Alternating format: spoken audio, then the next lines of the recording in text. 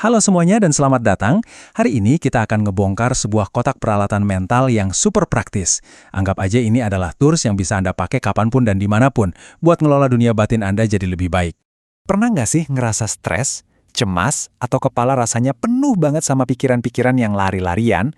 Coba bayangin deh, gimana kalau Anda punya tombol buat ngecilin volume dari semua perasaan itu? Nah, itulah yang bakal kita pelajari bareng-bareng hari ini.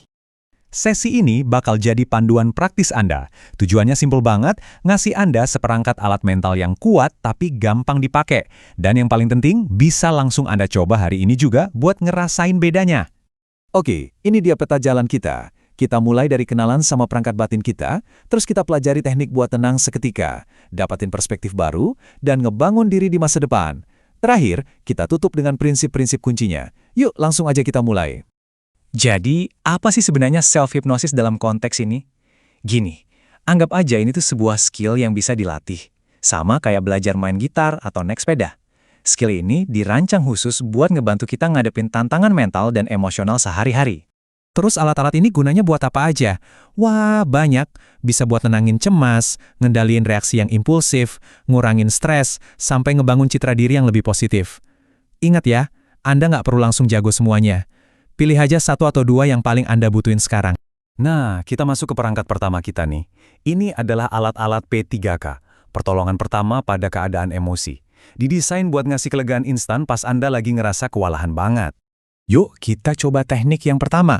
Cari posisi yang enak, duduk atau rebahan. Ambil 3 napas yang dalam dan pelan. Sekarang, coba bayangin kecemasan Anda itu bentuknya apa.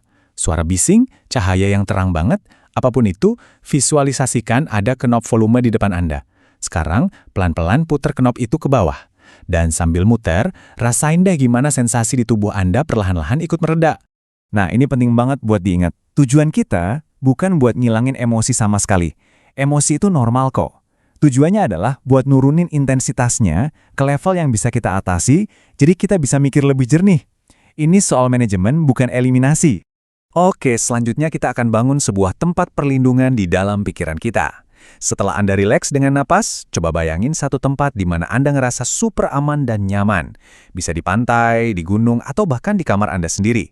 Kuncinya ada di detail, coba rasain udaranya, dengerin suaranya. Semakin nyata Anda bayangin, semakin ampuh efeknya buat nenangin diri.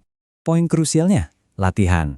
Ini tuh kayak ngelatih otot, semakin sering Anda berkunjung ke tempat aman Anda, makin cepat juga tubuh Anda ngasih respon rasa tenang pas Anda lagi butuh-butuhnya. Anggap aja ini investasi buat ketenangan jangka panjang Anda. Teknik ini nyambungin pikiran sama tubuh. Coba pejamkan mata sejenak dan rasain. Emosi ini adanya di mana ya di tubuh? Mungkin dada terasa sesek atau pundak jadi kaku. Oke, sekarang tarik nafas, bayangin oksigen ngalir ke area itu. Lalu, hembuskan nafas lebih panjang dari tarikannya dan bayangin semua ketegangan itu ikut keluar bareng hembusan nafas. Nah, ini alasannya. Kita sering banget coba mikirin jalan keluar dari emosi. Padahal emosi itu juga pengalaman fisik.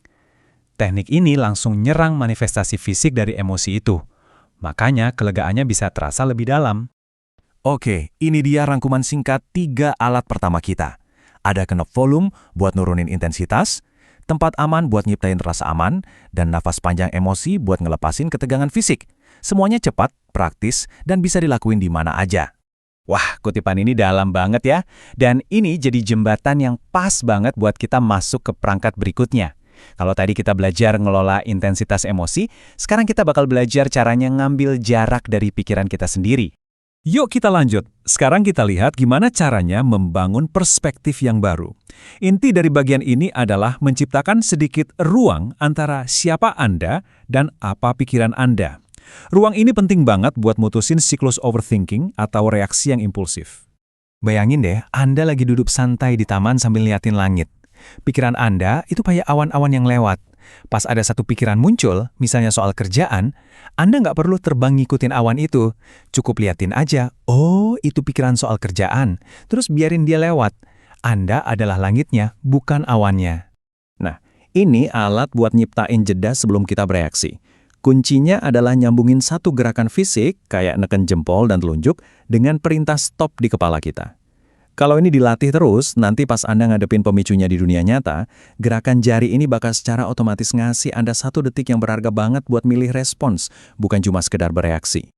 Oke, sekarang kita beralih dari ngelola momen saat ini ke ngebangun masa depan. Teknik terakhir ini adalah tentang gimana caranya kita mengakses kebijaksanaan yang sebenarnya udah ada di dalam diri kita. Coba deh sekarang, bayangin diri Anda 5 tahun dari sekarang. Versi diri Anda yang lebih bijak, lebih tenang, yang udah ngelewatin banyak hal. Gimana penampilannya? Cara dia ngomong gimana? Nah, sekarang coba tanyain masalah yang lagi Anda hadapin ke dia. Dengerin baik-baik, nasihat apa yang dia kasih buat Anda. Kenapa sih teknik ini bisa manjur banget? Secara psikologis, kadang kita nolak nasihat dari diri sendiri karena ragu atau suka mengkritik diri. Tapi pas nasihat itu seolah-olah datang dari versi kita yang lebih bijak di masa depan, pikiran kita jadi lebih mau nerima. Oke, kita udah punya semua alat-alatnya nih. Sebagai penutup, kita bahas filosofi di baliknya. Gimana sih cara terbaik buat gunain semua ini biar hasilnya benar-benar maksimal dan efektif? Jadi poin utamanya gini, ini bukan perang ya, ini bukan tentang maksa pikiran kita buat diam. Ini lebih ke arah menenangkan sistem saraf kita secara lembut, lalu dengan sengaja mengarahkan perhatian kita ke hal yang lebih positif. Tiap kali Anda latihan, Anda ngasih otak Anda pengalaman baru tentang rasa tenang dan kendali. Dan sama kayak skill lainnya, makin sering dilatih, ya makin jago. Kita udah bahas semua perangkatnya. Mungkin ada satu alat yang paling ngantol di hati Anda, yang rasanya paling Anda butuhin sekarang. Ingat, tahu aja nggak cukup, kuncinya ada di aksi. Jadi, pertanyaannya sekarang, alat mana yang bakal Anda coba duluan?